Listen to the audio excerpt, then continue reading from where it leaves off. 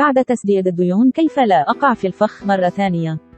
ما هي الطريقة الصحيحة للتخلص من الديون؟ كيف أضمن عدم الوقوع في المديونية مرة أخرى بعد تخلصي من ديوني السابقة؟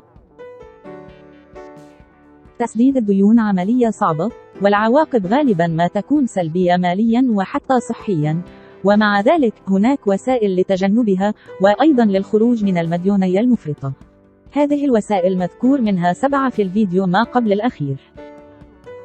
الجدير بالتذكير أن بعض الديون مثل شراء بيت لا تعتبر ديون سلبية، بل هي إيجابية. العقار يميل إلى الزيادة في القيمة والسعر، وإذا تم حسن وضع ميزانية ولم تكن هناك أسباب غير متوقعة طارئة تمنعك من احترام طريقتك في تسديد القرض ومواعيد الدفع، وقد تتمكن من توفير المال والادخار في الوقت الذي تسدد فيه ديونك.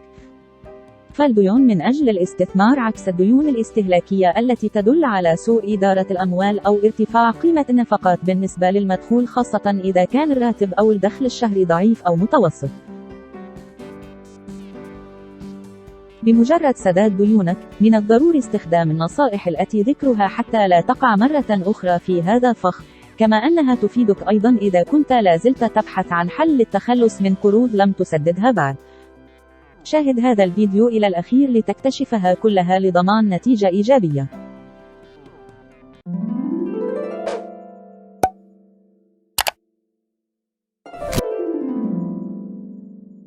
ابتعد عن الأسباب التي دفعتك إلى الاقتراض من قبل.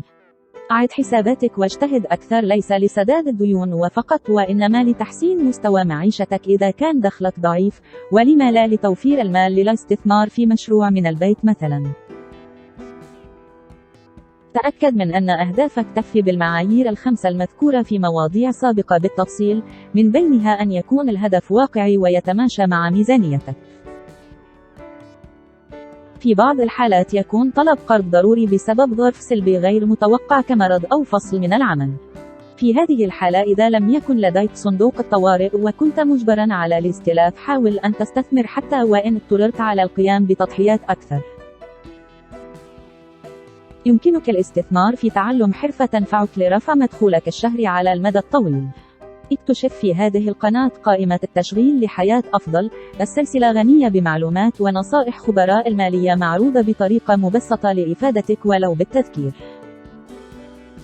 الحصول على الدعم.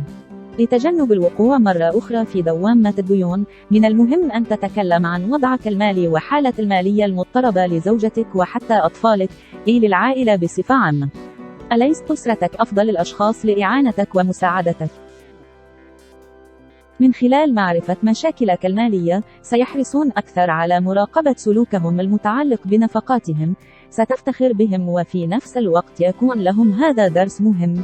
سيتعلمون وضع ميزانية وإدارة أموالهم بالطريقة الصحيحة وكيفية التوفير والاقتصاد، وهذا سينفعهم مستقبلا. إذا قررت اقتراض المزيد من المال، فكر في التأثير على سداد ديونك الحالية، ميزانيتك، قدرتك على الادخار لأهداف أخرى، كفاحك لسداد ديونك الحالية. انتبه وفكر بجد في أنك ستفقد السيطرة على إدارة أموالك والحرية في التصرف بمالك وراتبك. إذا واصلت الإنفاق أكثر من دخلك، فستواجه صعوبة في التخلص من ديونك مرة ثانية. اتبع نفقاتك كل أسبوع أو كل شهر على الأكثر. ابحث أين يمكنك الادخار. حدد أولويات ما تحتاجه على ما تريد. ابحث عن النفقات غير الضرورية. من خلال تقليل نفقاتك سيكون لديك المزيد من المال لسداد ديونك. ادرس ميزانيتك للاقتراب من أهدافك بشكل أسرع، والتزم بها. قد تجد التمرين صعب في الأشهر القليلة الأولى، ولكن بمجرد اكتساب العادات الصحيحة، ستكون سعيد بالعيش بشكل مريح وخالي من الديون. أعد ميزانيتك بمجرد أن تواجه تغيير في حياتك، مثل ولادة طفل، فقدان وظيفة أو انفصال. أي خطوة لتجنب المديونية يجب أن تبدأ بالحصول على صور واقعية عن وضعك المالي.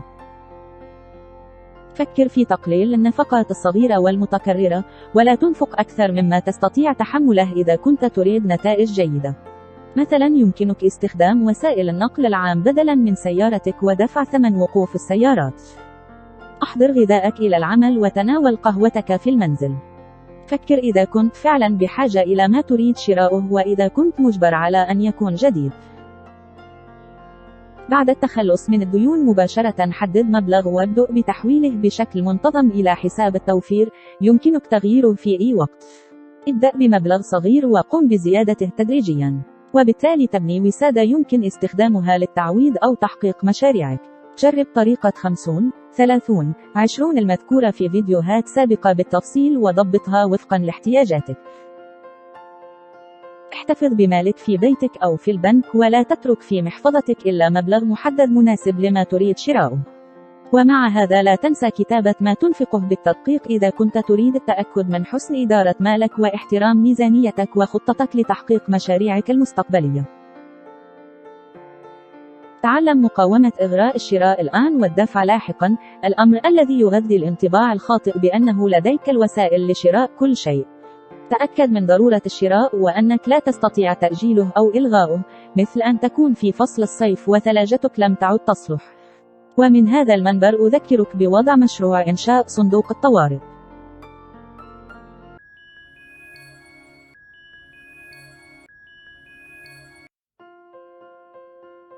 الاقتراض للزواج، هل هي فكرة جيدة؟ رأيي المتواضع في هذا الموضوع: الجميع يفعل ما يناسبه ويناسب ظروفه.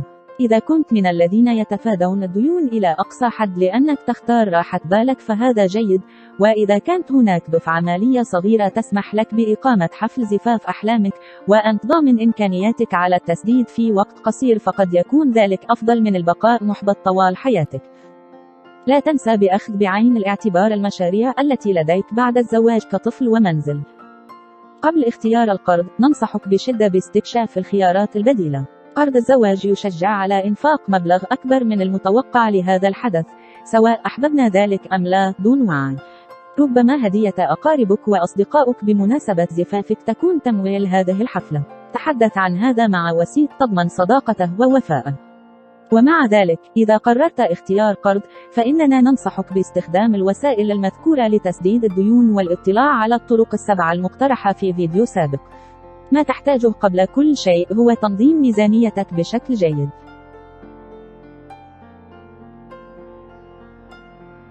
إذا أعجبك الفيديو لا تنسى الاشتراك، تفعيل الجرس والضغط على زر الإعجاب. هذا يحفزني للاستمرارية وتقديم الأفضل. شكراً.